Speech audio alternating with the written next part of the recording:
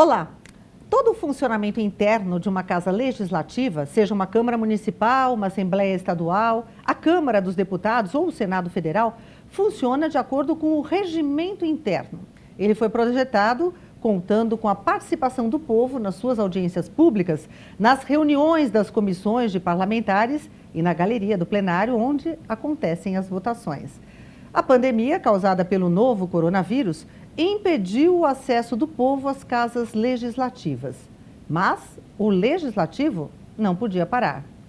E no programa de hoje vamos saber como foi possível transportar toda essa dinâmica de funcionamento presencial para a realidade de isolamento social e atividades virtuais. Nossos convidados são o doutor Raimundo Batista, procurador legislativo e secretário parlamentar adjunto da Câmara Municipal de São Paulo, e o Fábio Almeida, que é consultor de políticas públicas da Bússola Tech e chefe de gabinete da Secretaria de Relações Internacionais da Câmara dos Deputados, que participa remotamente com a gente. Obrigada, Fábio, pela participação. Seja bem-vindo. Prazer estar aqui com você, Elis, com todos os nossos ouvintes aí, audiência. Obrigada, doutor Raimundo. Imagina, não há de quê, e agradeço pela oportunidade de participar desse encontro. Para a gente começar essa nossa discussão e reflexão sobre os novos tempos, não é? O regimento interno é um parâmetro de tudo que acontece no legislativo, concorda, doutor Raimundo? Exatamente. Eu costumo dizer, o regimento interno, apesar de não ser lei em sentido técnico, né, porque é aprovado por meio de uma resolução, mas é onde se encontram todas as normas que regem o funcionamento, as atribuições, os órgãos do parlamento. E com relação a isso, Fábio, para a gente vivenciar esse momento novo, onde nós temos um pouco de virtual, um pouco de presencial, houve necessidade de mudança de regimento interno? Sem dúvida, Elis. Foi necessário fazer algumas adaptações que nós, né, no jargão do legislativo, são resoluções para alterar o regimento interno, de forma que possibilitasse uma nova forma, uma nova modalidade de reunião dos parlamentares, né, de sessão, seja na Câmara Municipal, seja no âmbito estadual ou federal. Então, diversas aí, centenas de casas no país adaptaram seus regimentos de alguma forma para essa realização. Ninguém melhor que o doutor Raimundo para contar como que isso aconteceu aqui na Câmara Municipal de São Paulo. Quais foram os principais pontos, doutor Raimundo? No nosso caso, especialmente, a gente já em 2019, no primeiro ano de mandato do atual presidente, já foi alterado o regimento interno, possibilitando a deliberação de algumas matérias pelo sistema virtual, que é o nosso SPV, né? Então, com o advento aí da pandemia, do isolamento social, houve a necessidade de regulamentação complementar, pois já tínhamos esse instrumento previsto no regimento interno. E com relação Fábio, à Câmara dos Deputados, como é que foi tudo? Como é que foi o processo? Foi uma transição natural? Já existia alguma coisa nesse sentido? Não, na verdade, na Câmara Federal ainda não havia sido, por exemplo, como vocês tinham aí em São Paulo, uma experiência anterior ou uma preparação, digamos assim, para essa modalidade.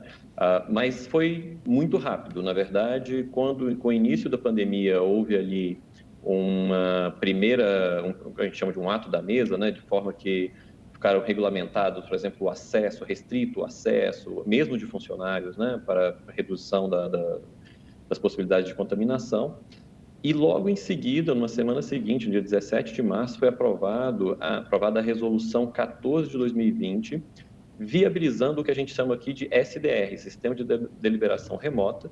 E esse sistema, ele foi desenvolvido, ele foi primeiro viabilizado, ou seja, claro, já havia ali algumas sementes desse sistema na nossa diretoria técnica, mas ele foi viabilizado a legislação e aí, se eu não me engano, em 8 ou 10 dias corridos, né, dias naturais, eles conseguiram desenvolver uma primeira versão desse sistema de deliberação remoto que vem sendo aprimorado a cada semana.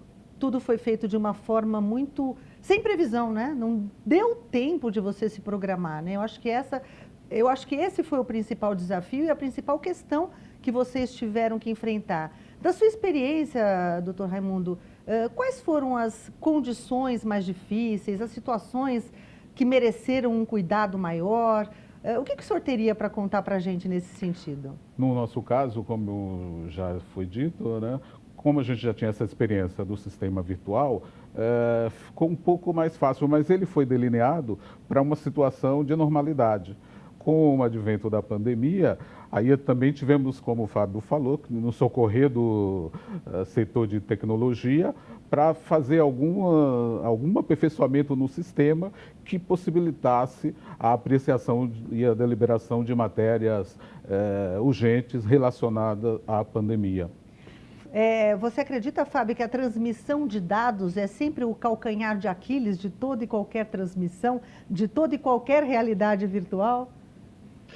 Olha, a transmissão e a segurança dessa transmissão. Eu acho que você, né, comentou sobre as dificuldades, os desafios. Eu, sem dúvida nenhuma, o volume, imagina, né, no caso da Câmara Federal, que é a maior casa legislativa do Brasil em número de membros, são 513 parlamentares simultaneamente acompanhando ali a sessão.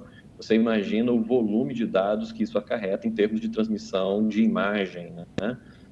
Um volume considerável e pesado. Mas também, e eu acho que esse é o desafio tecnicamente mais difícil de ser superado, é que você precisa garantir a segurança de que aquele parlamentar votou daquela maneira, né? Ou seja, não houve ali nenhuma interferência na votação do parlamentar durante a sua ação no seu aplicativo, né? no seu equipamento, e a chegada dessa informação nos controles, enfim, nos bancos de dados na Câmara dos Deputados.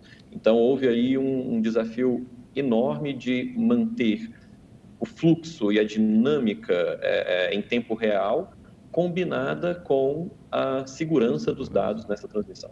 É importante salientar que quem acompanha uma sessão plenária convencional, de forma presencial, tem tudo ali à sua frente, né? Você tem a própria palavra do vereador, no caso, ou do deputado, em outro caso, ali na sua frente, as explicações e tudo mais. Quando é virtual, nem sempre, né, o vereador ou o deputado votam oralmente, né, que dá para você ouvir, mas existe um protocolo nesse sentido e tudo isso é bastante importante, né, doutor Raimundo? Sem dúvida. Como o Fábio salientou, essa importância de ter uma segurança, né? O nosso sistema virtual, o vereador para votar, ele usa a certificação digital. Né? Certo. Então, você garante que foi o vereador que emitiu o voto naquele momento. E tudo isso é feito de uma forma tecnológica muito segura, né? Muito segura, exatamente.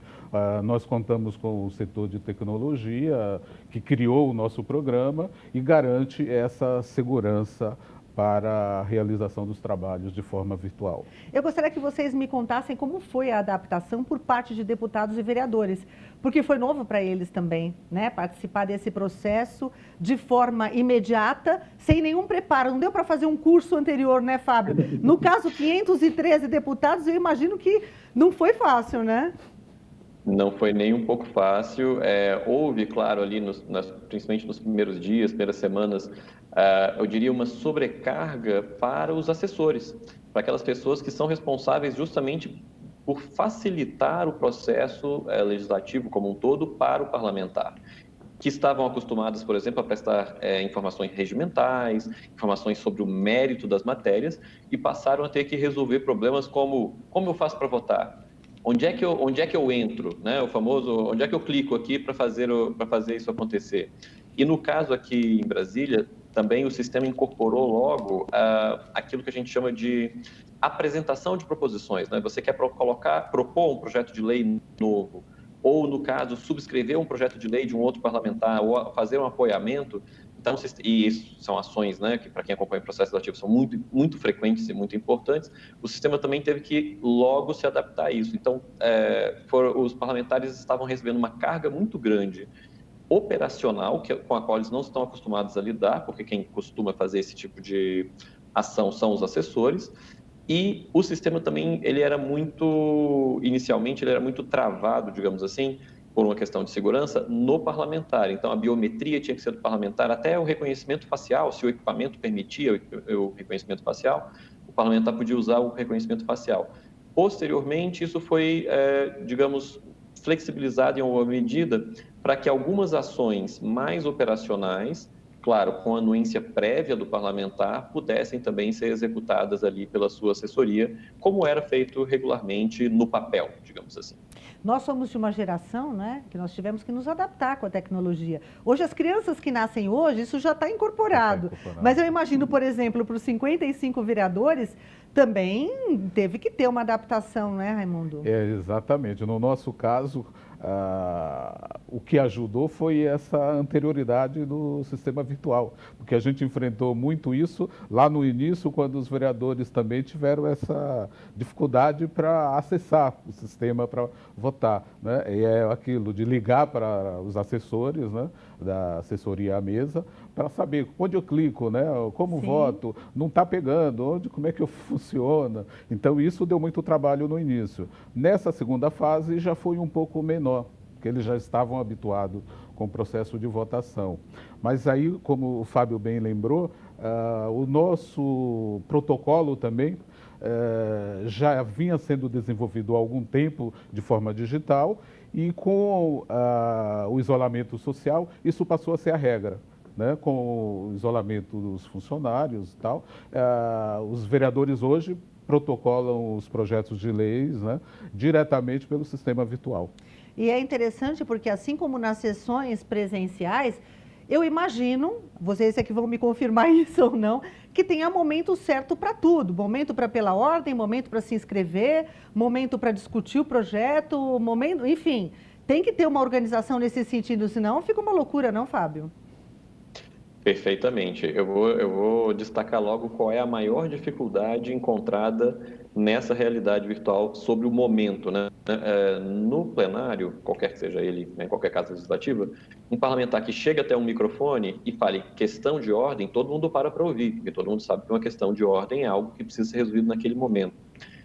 Em 513 janelinhas ali do Zoom, se 5 ou 6 ou 10 parlamentares solicitarem a palavra ao mesmo tempo, o presidente não sabe, antes de abrir o microfone para aquele parlamentar, se era ou não uma questão de ordem. Então, isso gerou até alguns questionamentos, e para evitar maiores problemas, o que foi solucionado aqui na Câmara Federal foi dizer que os líderes partidários têm um acesso prioritário ao presidente, de forma a conseguir comunicar questões de ordem, por exemplo, ou outras situações inadiáveis.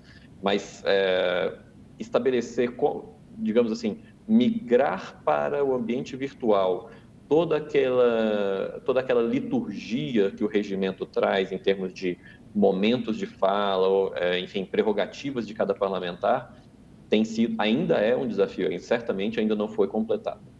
Os líderes de bancada lá tinham uma certa prioridade, e aqui, Raimundo? Também aqui, com o auxílio da videoconferência, né, aqui em Brasília vocês estão usando a plataforma Zoom, né? E aqui em São Paulo a gente está utilizando o Microsoft Teams. Então, com o auxílio dessa plataforma, o presidente costuma abrir, como a gente está fazendo presencialmente e virtual, ele anota as participações através do chat e também do pessoal que está presencialmente, e vai garantindo a palavra para cada orador. E assim tudo vai fluindo de forma tranquila para que as sessões possam acontecer da melhor maneira possível. Nós vamos agora fazer um rápido intervalo e já voltamos com muito mais discussões interessantes a respeito desse tema nesse nosso programa Legislativo do Futuro. Até já!